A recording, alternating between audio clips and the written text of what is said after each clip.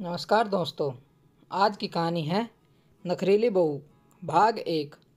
बहू, मैं अपने बेटे की इकलौती माँ हूँ। कितनी खुश थी आज मनोरमा जी। आज बेटे की तरक्की हुई थी तो बीमार होने के बाद भी अपने हाथों से रसोई में जाकर उसकी पसंद का हलवा बनाने में लगी हुई थी। आखिर उनके बेटे अजय को उनके हाथ का हलवा बहुत पसंद आता था। बचपन से जब भी वो बहुत खुश होता तो अपनी माँ से हलवा ज़रूर बनवा कर खाता था। हलवा बनाकर बर्तन में निकाल कर अभी रखा ही था कि बाहर कार के आने की आवाज़ सुनी। मनोरमा जी ने फटाफट जाकर दरवाज़ा खोला तो सामने अजय की पत्नी सौम्या, उसकी मम्मी आशा जी और छोटी बहन नीति थी।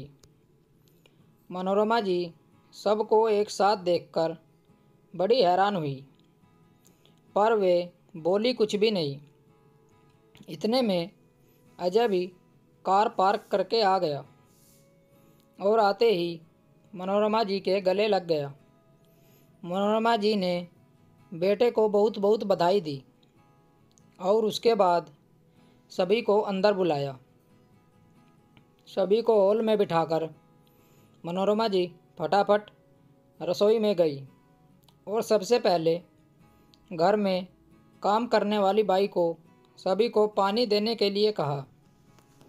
सबको पानी देने के बाद वे अपने हाथों का बना हुआ गर्मा गर्म हलवा एक कटोरी में डालकर अजय के लिए ले आई और एक चम्मच में हलवा उसके मुंह की तरफ बढ़ाते हुए बोली, बेटा, आज बहुत खुशी की बात है। जो तेरा सपना था आज पूरा हुआ। बहुत मेहनत की थी तूने इसके लिए, इसलिए आज तेरी पसंद का हलवा बनाया है। और देख, खास तेरे लिए मैं हलवा बनाकर लाई हूँ। ले, मुंह मीठा कर।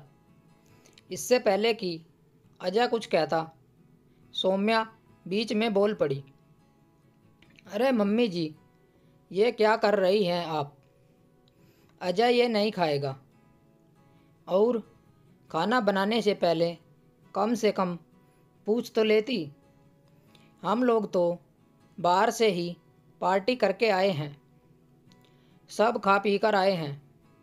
सौम्या की बातों को सुनकर मनोरमा जी के हाथ वहीं रुक गए।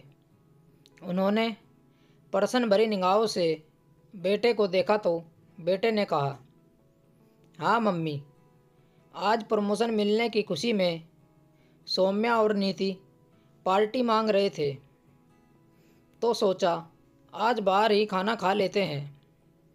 सुनकर मनोरमा जी कटोरी लेकर वापस रसोई की तरफ जाने लगी तो अजय ने रोक लिया, अरे मम्मी, हलवा लेकर कहाँ जा रही हो? मेरे पेट में इतनी जगह है कि मैं आपके हाथ का हलवा खा सकता हूँ। जब तक आपके हाथ का बना मीठा हलवा मुंह में नहीं जाएगा तो लगेगा नहीं कि कुछ करके दिखाया है। और मनोरमा जी के हाथों से कटोरी लेकर 2-3 चम्मच हलवे की फटाफट खा लिए।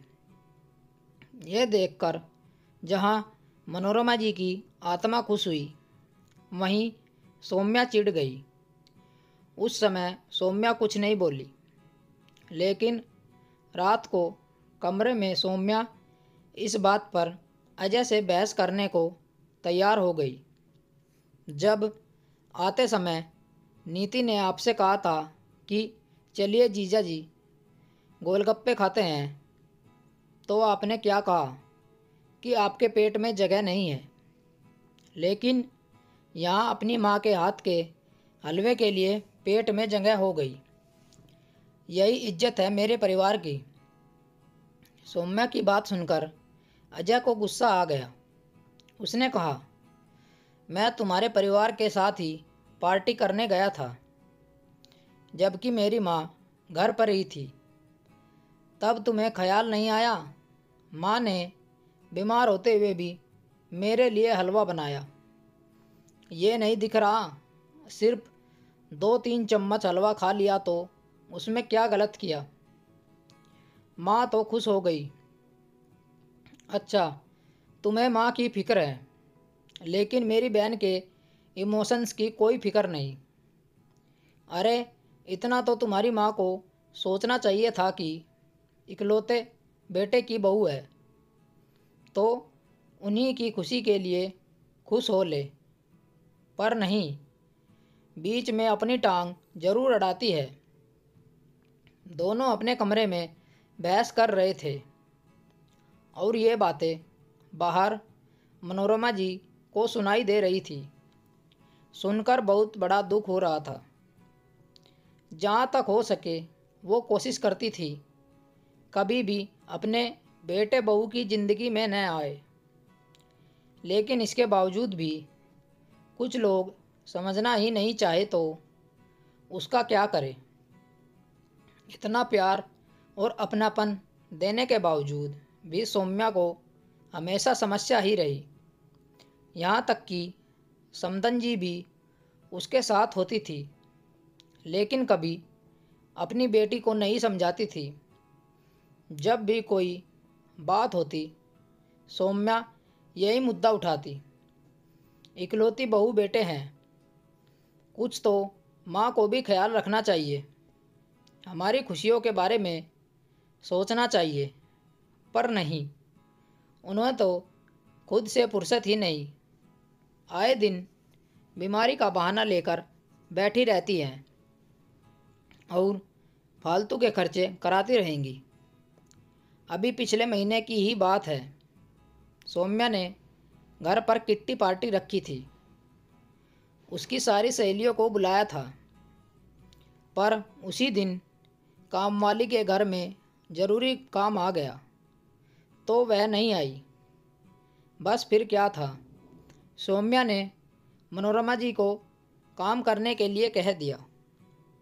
2-3 लोगों का खाना बनाना अलग बात है, लेकिन इतने लोगों का खाना आखिर उनसे कैसे बनता। इसलिए उन्होंने कहा कि नाश्ता बाहर से मंगवा लो, क्यों बेवजह परेशान होती हो।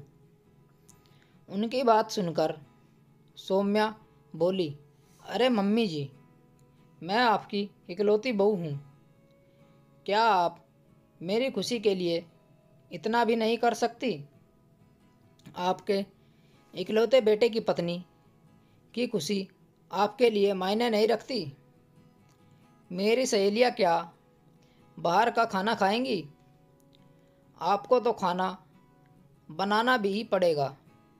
देख बहू, अभी मैं हाँ कर दूँ और फिर बीच में ही सब कुछ छोड़ दूँ, इससे अच्छा है कि तू या तो बाहर तेरी किट्टी पार्टी कर या फिर किसी दोस्तों। इससे आगे की कहानी हम अगले भाग में सुनाएंगे। स्टोरी को लेकर आपकी क्या राय है, हमें कमेंट करके ज़रूर बताएं और हमारे चैनल को सब्सक्राइब करना ना भूलें।